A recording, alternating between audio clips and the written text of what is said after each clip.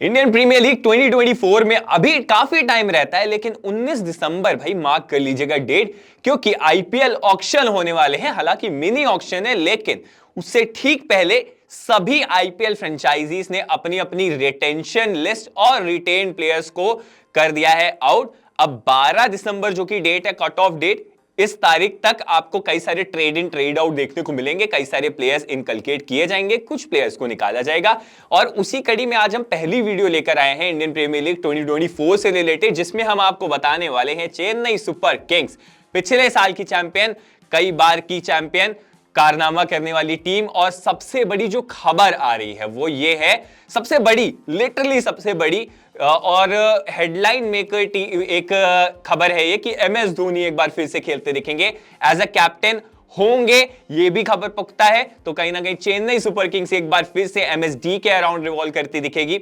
अब एमएसडी का नाम ले दिया है तो बात कर लेते हैं सबसे पहले बैटर्स की, जिन्हें चेन्नई सुपर किंग्स ने अपने पास अभी भी रखा हुआ है, रिटेन किया हुआ है। तो सबसे पहले बड़ा नाम एमएसडी, उसके बाद आते हैं Ajinkya Rahane, top order batter Devon Conway, Ruturaj Gaikwad एक बार फिर से खेलते दिखेंगे, और यंग एनवाईपी मान लीजिए शेख रशीद। तो भाई ये खिलाड़ी हैं जो कि बल्लेबाजी में हाथ आजमाएंगे। हालांकि शेख रशीद जो है वो मोर ऑफ ऑलराउंडर है, लेकिन बॉलिंग इतनी करते नहीं है, तो एज अ बैटर मैंने इनको अपनी टीम में रखा हुआ है, रिटेंशन लिस्ट में रखा हुआ है। अब ऑलराउंडर्स की बात की जाए तो मिचेल सैंटनर, मोइन अली, रविंद्र जडेजा के रूप में 3 स्पिनर ऑलराउंडर टीम में रखे गए हैं। इसके अलावा निशांत सिंधु, जिनको पिछले साल कुछ मौके मिले थे और कुछ हद तक इंप्रेस कर दिया मैनेजमेंट को इन्होंने। इसके अलावा शिवम दुबे, जो कि कई सालों से सभी को इंप्रेस करते आए हैं, ऑलराउंडर की रोल में ये जरूर दिखते हैं आपको, लेकिन बॉलिंग इनसे कराई नहीं जाती है, क्योंकि ऑलरेडी कई सारे ऑलराउंडर टीम में है जो बॉलिंग कर लेते हैं। तो ये रही ऑलराउंडर्स की लिस्ट। अब अगर बात की जाए गेंदबाजों की, तो अजय मंडल जाना पहचाने नाम नहीं है, लेकिन इन्होंने जबरदस्त परफॉर्मेंस करके दिखाया है डोमेस्टिक्स में। इसके अलावा जिनको आप काफी अच्छे से जानते हैं चेन्नई के स्क्वाड में, दीपक चहर एक बड़ा नाम, स्टार्टिंग के 4 ओवर कैसे ये फेंकते हैं, इनके ऊपर काफी ज्यादा दारोमदार होगा चेन्नई सुपर किंग्स को। इनको स्टार्टिंग के ओवर्स में लगाना होगा ताकि ये विकेटें चटका सके, क्योंकि इनके पास नेचुरल स्विंग है और स्विंग दोनों अंदर बाहर कर लेते हैं। तो कहीं ना कहीं Deepak Chahar would be an important aspect for Chennai super Kings, जिसकी वजह से इनको रिटेन भी किया गया है। अब बात करेंगे श्रीलंका के 2 खतरनाक खिलाड़ियों का। सबसे पहले तो महेश तीक्षणा, अब पता नहीं क्यों इनका नाम रिटेंशन लिस्ट में भी और मेरी लिस्ट में भी बॉलर्स की कैटेगरी में है, लेकिन ये अब बॉलर नहीं रहे। अब ये महेश तीक्षणा द बैटर भी बन गए हैं। आपने वर्ल्ड कप देखा होगा, इनके बल्ले से तेज गति से रन निकले, तो कहीं ना कहीं सीएसके खेमा खुश होने वाला है। Mahesh Theekshana as an all rounder खेलते दिखेंगे, लेकिन आपको जो आप फैंटेसी टीम बनाएंगे उसमें गेंदबाजी में ही होंगे, तो आप कहीं ना कहीं महेश तीक्षणा को ऑलमोस्ट अपनी हर टीम में लीजिएगा। पावर प्ले में भी बॉलिंग करा लेते हैं, मिडिल ऑर्डर में भी बॉलिंग करा देते हैं, बॉल पुरानी हो जाती तब भी इनको फेंकना आता है, नई बॉल से भी कराना आता है और बैटिंग भी कर लेते हैं। अब बात करेंगे दूसरे श्रीलंकन खिलाड़ी, जिनको कहीं ना कहीं आपको मतलब पता ही होगा कि जब लसिथ मलिंगा संन्यास ले रहे थे तो काफी लंबे समय तक चर्चा हो रही थी कि यार ये वन ऑफ द बॉलर है जो इस कैटेगरी के हैं और इस रेल में कहीं ना कहीं ये एक अलग छाप छोड़ के जा रहे हैं। लेकिन उन्हीं के फुटस्टेप्स पर चले मथीसा पथिराना और सेम तरह की बॉलिंग एक्शन, थोड़ा सा एक्स्ट्रा एडिटिव पेस और कहीं ना कहीं थ्रॉटल इनमें नजर आ रही, वो आग नजर आ रही है जो हमें लसिथ मलिंगा, द ग्रेट लसिथ मलिंगा की आंखों में दिखाई देती थी। मथीसा पथिराना सीएसके स्क्वाड में है। इसके अलावा प्रशांत सोलंकी यंग खिलाड़ी, राजवर्धन हंगरगीकर अंडर 19 टीम के जबरदस्त बॉलर, सिमरजीत सिंह और तुषार देशपांडे। तुषार देशपांडे मुझे लगता है ये एक सरप्राइजिंग इनकलकेशन है, रिटेंशन है।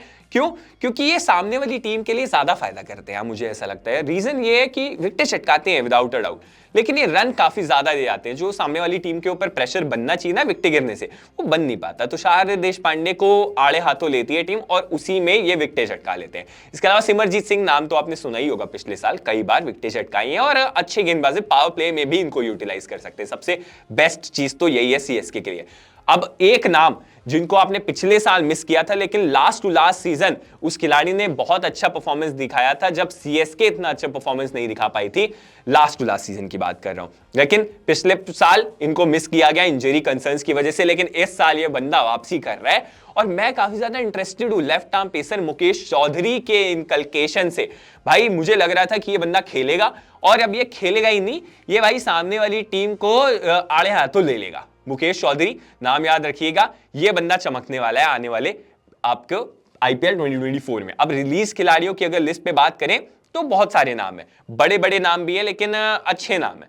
बेन स्टोक्स सबसे पहला नाम जो जहन में आता है। भाई इनको 16 करोड़ के आसपास अमाउंट दिया गया था और इन्होंने बिल्कुल जस्टिफाई नहीं किया। हालांकि इन्होंने खुद अपने आप को आईपीएल 2024 से आउट कर लिया है, लेकिन इसके बावजूद भी मुझे लगता नहीं कि चेन्नई सुपर किंग्स इनको वापस से रिटेन करने वाला था, इनको हटाने ही वाला था। और यही रीजन है 31.4 करोड़ रुपीस चेन्नई के बैग में है, और बेन स्टोक्स उसमें बहुत बड़ी वजह है क्योंकि 16 करोड़ के आसपास तो स्टोक्स नहीं दे दिया।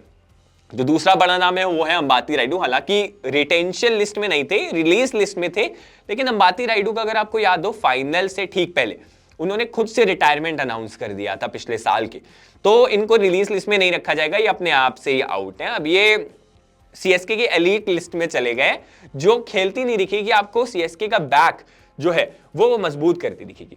इसके अलावा अगर नाम लिया जाए तो ओवरसीज खिलाड़ी हैं ड्वेन प्रिटोरियस, काइल जेमिसन, इनको भी हटा दिया गया है। सिसांदा मगाला, इनको पता ही नहीं क्यों शामिल किया गया था, लेकिन अब इनको भी हटा दिया गया है।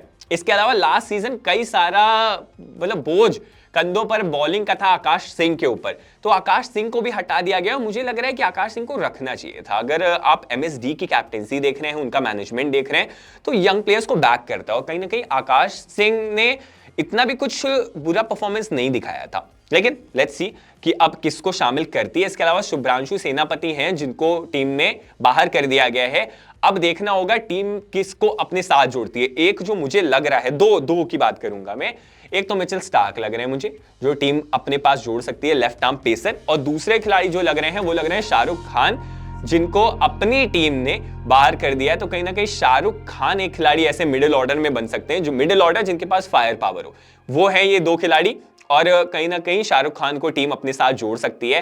टीम की स्ट्रेंथ के बारे में ही बात करेंगे, वीकनेस के बारे में नहीं बताएंगे, क्योंकि 19 तारीख जब तक नहीं हो जाती, 19 हटा दीजिए, 20 दिसंबर को हम आपसे एक बार फिर से मिलेंगे और तब हम सीएसके की ओवरऑल डिस्कशन करेंगे, जिसमें हम आपको सब बताएंगे। लेकिन अभी स्ट्रेंथ ये है कि कोर टीम एमएसडी के अराउंड रिवॉल्व करेगी, and MSD knows how to pull his team up. इसके अलावा गायकवाड की फॉर्म फैंटास्टिक है, कॉनवे वर्ल्ड कप जबरदस्त रहा है उनका, टॉप ऑर्डर अच्छा है, तो भाई सब चंगा है भाई। और left arm pacer Mukesh Choudhary, जैसे कि मैंने बोली, उन्होंने इंजरी से रिकवरी कर ली है और टीम में वापसी करी है लिटरली, और कहीं ना कहीं ये देख रहे हैं इनकी नजर में इस बार पर्पल कैप होने वाली है। तो भाई चेन्नई सुपर किंग्स के स्क्वाड रिटेन लिस्ट आपको बता दी। तो यही सारे खिलाड़ी हैं जो आपको देखने को मिलेंगे। हालांकि सबसे बड़ी खबर अभी भी आई है कि MS Dhoni, M S Dhoni एक बार फिर से आपको चेन्नई सुपर किंग्स की कैप्टेंसी करते दिखेंगे इंडियन प्रीमियर लीग 2024 में।